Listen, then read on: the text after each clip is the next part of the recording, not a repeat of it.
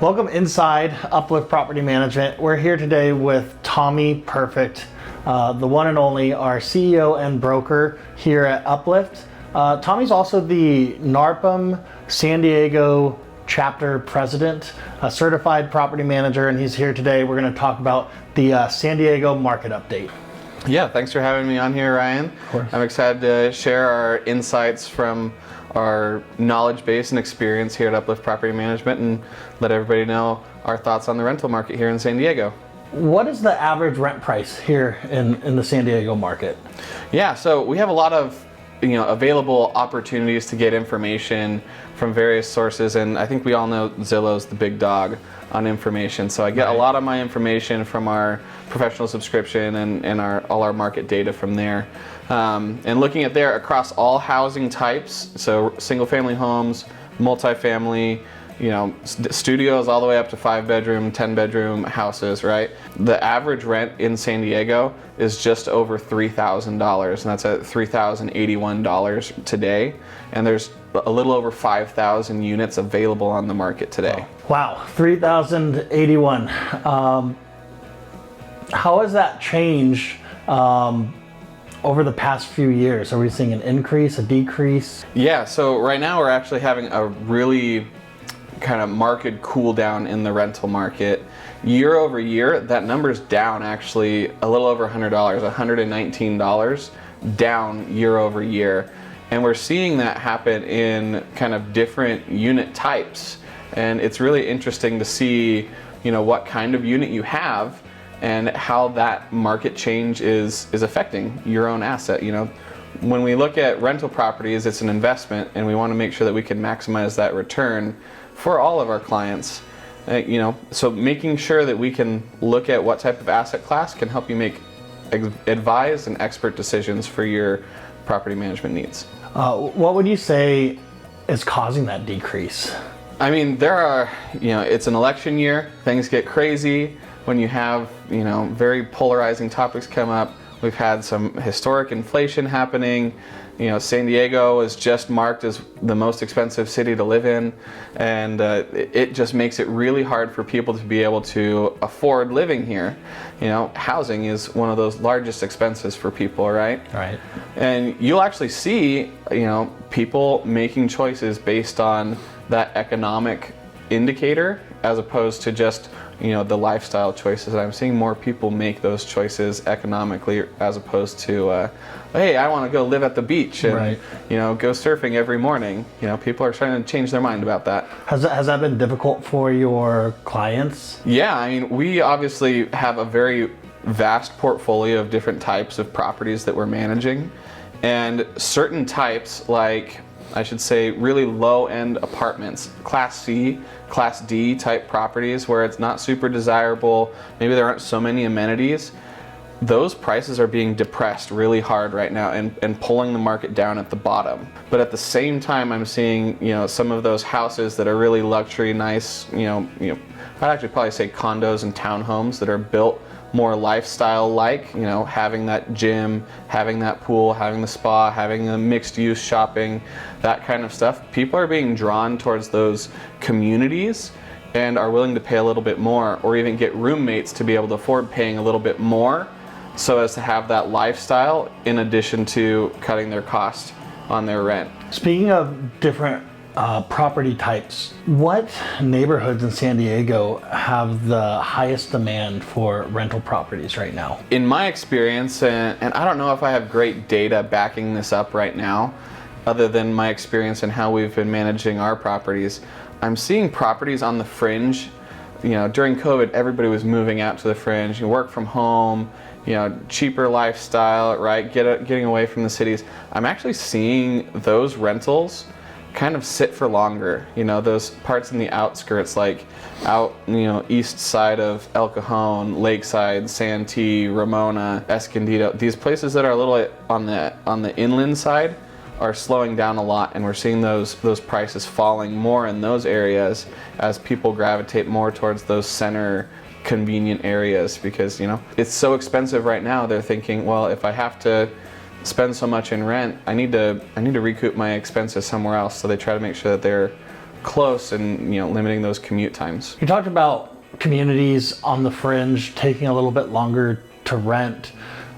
San Diego as a whole, could you speak to our vacancy times right now? Yeah, vacancy times are skyrocketing, right? I was just looking on Zillow today, and average times are over 45 days from move out to move in. These people, these units are sitting vacant so long, and those vacancy rates are really killing the return on investment for property owners. We are really trying to price things aggressively so as to stand out in the competition to reduce that vacancy number, right?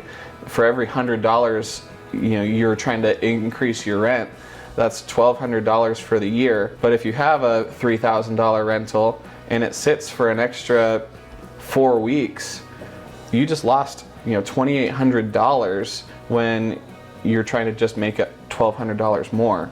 So you're really at negative $1,600 in that, $1,600 less on your return on investment, right, as if you were going to go be competitive up front. You have to really know what's on the market that day and be able to judge what you have coming in for interest on those leads, on the applications that you're getting, and on the quality of person that you're actually attracting to your units. Yeah, so it seems like there's a kind of a battle between the market's already dropping and then longer vacancy times. It's probably making it really difficult for owners right now. Yeah, well, and you have owners that talked to somebody and their neighbor last year rented their house out for $4,000, and now they think they're going to get $4,000, but that market is showing that it's down $200, $250 for that housing type in that neighborhood, right?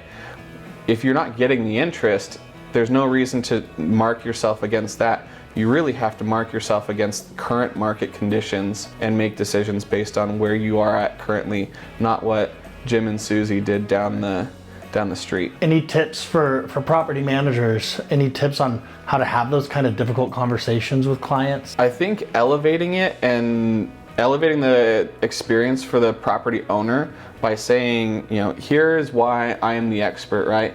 I'm going to look at that year over year return. I can look at saying, hey, we're going to keep up with our rent increases if the market is continuing to go up, if it corrects.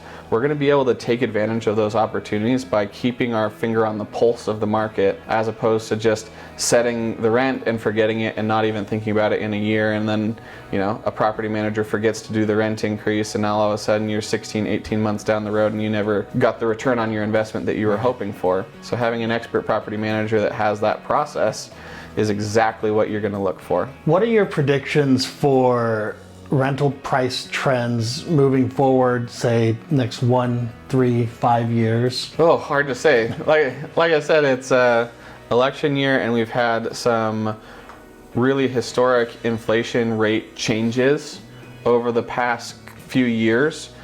So it's been really hard to keep up and know exactly what's going to happen. And frankly, if I knew exactly what would happen, I probably wouldn't be a property management company owner. I would probably be off making millions and millions of dollars doing something else. However, what I expect to see is I expect us to be plateauing here for a while. With this cool down, prices are coming back to a level where people can afford to live and work back towards, that good foundation of an economy, right? So as we see this cool down happen and plateau for a little while, obviously right now it's October 2024, right? We're gonna have our winter months, which are classically slower, all the way through February. So I anticipate currently in the next 6 months to see, us come out of that plateau at the end of February. And then next year in the summer, hopefully we see things that are accelerating our market, the demand is back, because right now people are trying to not move. That's shown by how many vacancies are on the market and how long things are taking to rent. It's not because people don't need somewhere to live, because we all hear about a housing crisis all the time. It's just people can't afford to live there. So we have to watch that market find its even keel. I know interest rate drops are on everyone's minds right now. When we see these drops happen, how does that affect rental price? And then do we see more renters purchasing homes? Yeah, well, on the real estate market side of things, you see people get stuck in a mortgage or stuck in a house, even though they might want to move or transition, right? And we've seen historically low transactions happening on the real estate market, right? By that not changing, you're not seeing these rentals get created or taken away, or opportunities for first-time home buyers, right? As these interest rates change, I think you'll see those transactions go up as rates drop. But you'll also have people who are able to refinance their house and be able to take some money out. Maybe they do want to buy a second property, or maybe they want to build that ADU. And now with interest rates falling, that money's more affordable and accessible for them. And it will make a return for that investor and provide housing for the renter. The other side of things is that you can also see some properties are already underwater, and landlords are not making money off of their rental on a cash flow basis month over month. And as finances on the property, as they have opportunities to refinance or get better rates, or make those transitions, it should allow those investors to stabilize as well. All right, Tommy. Well, thanks for joining us for this San Diego market update. Hoping to hear more in the future. Yeah, absolutely. Happy to share my insights.